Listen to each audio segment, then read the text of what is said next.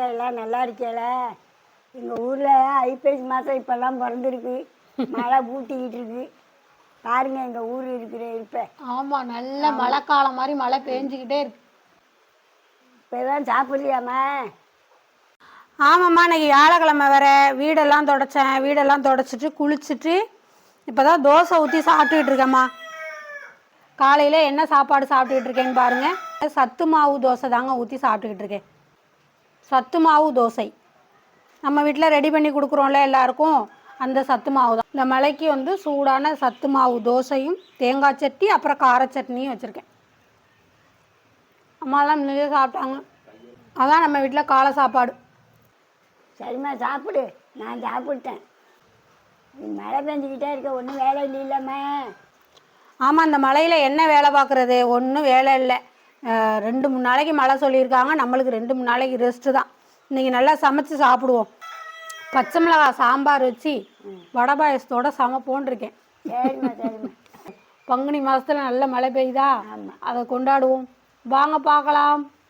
பச்சை மிளகாய் சாம்பார் தான் இன்றைக்கி வைக்கலான்னு சொல்லிட்டு பருப்பு, சின்ன வெங்காயம், தக்காளி எல்லாம் போட்டு நல்லாவே வெந்துருச்சு.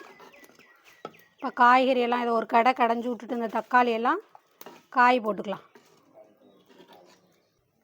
பச்சை மிளகாய் நம்ம வீட்டு செடியிலே பறிச்சுக்குவோம். அதுதான் காரம் ரொம்ப இருக்காது. இதில் தேவைப்படுற அளவுக்கு பச்சை மிளகாய் பறிச்சிக்கலாம். இருக்குது பாருங்க, சின்ன செடியாக தான் இருக்குது. அதில் நல்லாவே காய்க்குது பாருங்க. இத்தனை மிளகா பறிச்சிருக்கேன். டெய்லி பறிச்சிடுறது.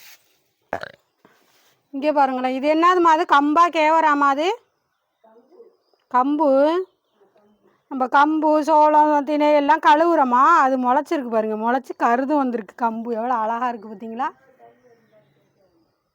இன்னொரு கருது வருது. ஆமாம், அந்த அளவு ஒரு கருது வந்துக்கிட்டு இருக்கு சின்னதாக. வரிசையாக நம்ம கொட்டுறதெல்லாம் மிளகா, கம்பு, சோளம் எல்லாம் முளைக்கிது அதுவாகவே. பச்சை மிளகாலாம் தேவைப்படுற அளவுக்கு காய்ச்சிருது பாருங்கள். எத்தனை செடி இருக்குன்னு. இதில் கொஞ்சம் மிளகா இருக்குது, அதையும் பறிச்சுக்குவோம். இதோ இத்தனை பறிச்சிருக்கோம். இதை அரிஞ்சு போட்டு வேக வச்சுட்டு கொஞ்சோண்டு வதக்கி ஊற்றி அரைச்சிக்கணும். ஆமாம், அம்மா காய்கறி அரிஞ்சிக்கிட்டு இருக்காங்க.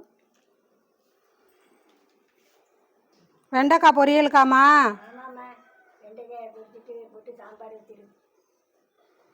சரி சரி.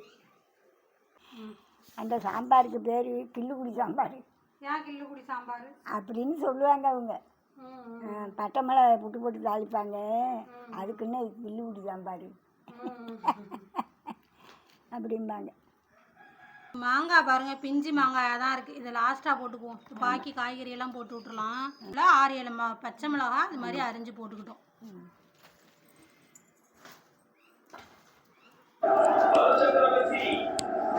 இப்போ காய்கறியை போட்டுக்கலாம். பருப்பு, வெங்காயம், தக்காளி எல்லாம் நல்லாவே வெந்துருச்சு. அரிஞ்ச காய்கறியெல்லாம் போட்டுக்கலாம். சொரக்காய், அவரைக்காய், அப்புறம் பச்சை மிளகாய், அப்புறம் சுண்டைக்காய், இதெல்லாம் தான் போட்டிருக்கோம். மெயினாக கத்திரிக்காய் போடுவேன் எப்பயுமே. கத்திரிக்காய் இன்றைக்கி இல்லை. பாக்கி காய்கறி எல்லாமே போட்டிருக்கேன். நிறையவே இருக்குது காய். தேவையான உப்பை போட்டு இப்போ மூடி வச்சிடலாம். காய்கறி வந்து ஒரு அரை வேக்காடு வரட்டும். கொஞ்சோண்டு புளி எடுத்து கரைச்சி ஊற வச்சு கரைச்சி எடுத்துகிட்டு வந்துடலாம்.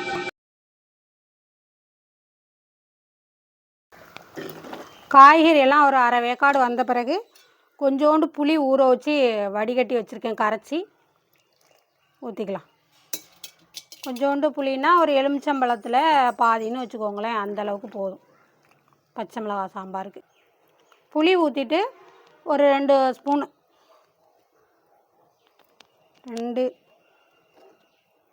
3 ஸ்பூன் மல்லித்தூள் போட்டிருக்கேன் இந்த ஸ்பூனால். பெருங்காயம் வந்து நம்ம சாம்பார் பொடி போட போகிறதில்ல, அதனால் பெருங்காயம் கொஞ்சோண்டு இதில் போட்டுட்டேன். காய்கறியோடு போட்டே வேக வச்சுருக்கேன். நம்ம பச்சை மிளகாய் சாம்பாருங்கிறதுனால சாம்பார் பொடி போடலை. ஏன்னா அதில் நம்ம மிளகாயெல்லாம் போட்டிருக்கோம் இல்லையா, அதனால் சாம்பார் பொடி போடாமல் தான் பச்சை மிளகாய் சாம்பார் வைக்கிறேன். அதுக்காக தான் பெருங்காயம் போட்டுக்கிட்டேன். நம்ம சாம்பார் பொடி போட்டோம்னா பெருங்காயம் போட தேவையில்லை. மல்லித்தூள் மட்டும்தான் போட்டுக்கணும். நம்ம பச்சை மிளகாய் அரிஞ்சு ஏற்கனவே போட்டிருக்கோம். அவ்வளவுதான். கொஞ்சோண்டு தேங்காய் அரைச்சி எடுத்துகிட்டு வந்துடலாம். கொதிக்கட்டும். அப்புறம் லாஸ்ட்டாக மாங்காய் போடுவோன்னு சொன்னேன்னா 2 துண்டு மாங்காய், ஏன்னா அது கரைஞ்சி போயிடும் பிஞ்சு காய், அதனால் லாஸ்ட்டாக. இப்போ சாம்பாருக்கு கருவேப்பிலை கொண்டு போய் தாளித்து கொட்டிட்டு வந்துட்டேன். அந்த எண்ணெய் சட்டியில் ஒரு 4 பச்சை மிளகாய், இது கடையில் வாங்கின பச்சை மிளகா தான், 4 பச்சை மிளகாயை 2 கட் பண்ணி போட்டிருக்கேன். ஏற்கனவே 4 இது போட்டிருக்கோம். அது செடியில் உள்ள மிளகா, காரமே இருக்காது, அது சும்மா போட்டிருக்கோமா. தேங்காய் கொஞ்சோண்டு திருவி வச்சுருக்கேன், எடுத்து போட்டுக்கலாம் மிக்ஸி ஜாரில். இந்த மிளகாய் வதக்கின மிளகாயையும் அது கூடயே சேர்த்துலாம், அந்த தேங்காயோடய சேர்த்துக்கலாம். எதுக்காக வதக்கிட்டு சேர்க்குறோம்னா அது ஒரு ஃப்ளேவர் கொடுக்கும், நல்ல டேஸ்ட்டாக இருக்கும், அதுக்காக தான். அப்புறம் ஜீரகம், ஏன்னா நம்ம சாம்பார் பொடி போடலைன்னு சொன்னேன்ல, அதனால் நம்ம ஜீரகம்லாம் அரைச்சிக்கணும். அவ்வளோதான். இதில் கொஞ்சம் தண்ணியை ஊற்றி இதை அரைச்சி எடுத்துகிட்டு போயிடலாம். இது மாதிரி கொஞ்சம் கொரகொரப்பாகவே அரைச்சிக்கணும், ரொம்ப மையெல்லாம் அரைக்க வேண்டியதில்லை. தேங்காய் கொஞ்சம் கொரகொரப்பாக. இப்போ மல்லித்தூள்லாம் போட்டு குழம்பு நல்லா கொதிச்சிருச்சு. அரைச்ச தேங்காய் அதில் சேர்த்துக்கலாம். கொஞ்சமாக தண்ணியை ஊற்றி இந்த மிக்ஸி ஜாரில் கழுவி ஊற்றிப்போம்.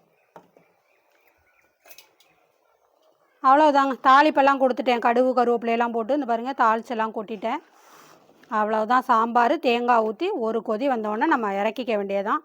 எப்படி இருக்குது பாருங்கள் பச்சை மிளகாய் சாம்பார், அது மண் சட்டியில் வைக்கையில் அதுக்கு தனி சுவை கொடுக்கும். ஒவ்வொரு சாம்பாருக்குமே ஒவ்வொரு சுவை, அதில் பச்சை மிளகாய் சாம்பார் ரொம்பவே நல்லாயிருக்கும். அவ்வளோதாங்க. பச்சை மிளகாய் சாம்பார் எப்படி இருக்குது? சூப்பராக இருக்கா? வானத்தை பாருங்க, ஒரே இருட்டாக அப்படியே வானம் இருட்டிக்கிட்டு வருது. நேற்று போட்ட வத்தலெல்லாம் நாஸ்தியாக போயிடுச்சு. இன்றைக்கி வத்தல்லாம் போடலை, இன்றைக்கி எந்த வேலையும் செய்யலை. இன்றைக்கி சமையல் பண்ணி சாப்பிட்றலாம் திருப்தியாக. இது ஒரு கொதி வரட்டும், அவ்வளோதான், சாம்பார் ரெடி. அப்படியே வெண்டைக்காய் பொரியல் கொஞ்சம் செஞ்சுட்டேன். அப்புறம் உருளைக்கிழங்கு அவிச்சு உரிச்சிட்டு உருளைக்கிழங்கு வறுவலும் செஞ்சுருக்கேன். அப்புறம் பாயசம் கொஞ்சம் வச்சுருக்கேன். பாயசம் என்ன எந்த கலரில் இருக்குது அப்படின்னு பார்த்தீங்கன்னா, நாட்டு சர்க்கரை போட்டோமா, அதனால் இந்த கலரில் இருக்குது. நாட்டு சர்க்கரை போட்டு தேங்காய் பால் ஊற்றி அருமையான சேமியா பாயசம். அப்புறம் பாருங்கள் மசால் வடை வெந்துக்கிட்டு இருக்குது. இது வந்து கொஞ்சமாக தான் மசால் வடை. அப்புறம் உளுந்து வடை தான் நம்மளோட ஃபேவரட். ரொம்ப எண்ணெய் குடிக்காத, மேலே நல்ல முறுமுறுவாகவும் உள்ளர நல்ல சாஃப்டாகவும் இருக்கும் நம்ம வீட்டு உளுந்து வடை. சூப்பராக இருக்கும். அவ்வளோதாங்க, எல்லாம் ரெடி பண்ணியாச்சு. கொஞ்சோண்டு அப்பளம் ஒண்டியும் பொரிச்சிட்டு, இன்றைக்கி வியாழக்கிழமைங்கிறதுனால சாய்பாபாவுக்கு வச்சு சாமி கும்பிட்டு சாப்பிட்றலாம் வாங்க. மழையை பாருங்கள், மழை தொணன்னு பேஞ்சிக்கிட்டே இருக்குது. அதோட சூடாக சாப்பிட்றலாம் சாமி கும்பிட்டு வாங்க. இதான்ப்பா சாப்பிடுங்க. என்னப்பா நீ விசேஷம் வடமாதம்லாம் செஞ்சுருக்கா? இன்னைக்கு ஒன்றும் விசேஷம் இல்லை, இன்னைக்கு வியாழக்கிழமை. அப்புறம் மழை பெஞ்சிக்கிட்டே இருக்குது, நேற்றுலேருந்து மழை பெஞ்சிக்கிட்டே இருக்குது. சரி இன்னைக்கு வடை பாயசத்தோடு செஞ்சு சாப்பிட்ணும் அப்படின்னு தோணுச்சு. அப்புறம் மன்னார்குடி பெரிய கோயில் திருவிழா வாரம் நடந்துக்கிட்டு இருக்கா, சரின்ட்டு வடை பாயசத்தோடு சமைச்சிடலான்னு சமைச்சாச்சு. அவ்வளோதான், சாப்பிடுங்க. மழைக்கா ஸ்பெஷலாக்கா வடை பாயசம் பண்ணி ஆமாம் விருந்து வச்சு அடைத்திருக்கு. மழைக்கு ஸ்பெஷல், மழையை வரவேற்கிறதுக்காக. பங்குனி மாதத்தில் மழை பெய்யுதா, அதை கொண்டாடுறதுக்காக தான் இப்போ வடை பாயசம்.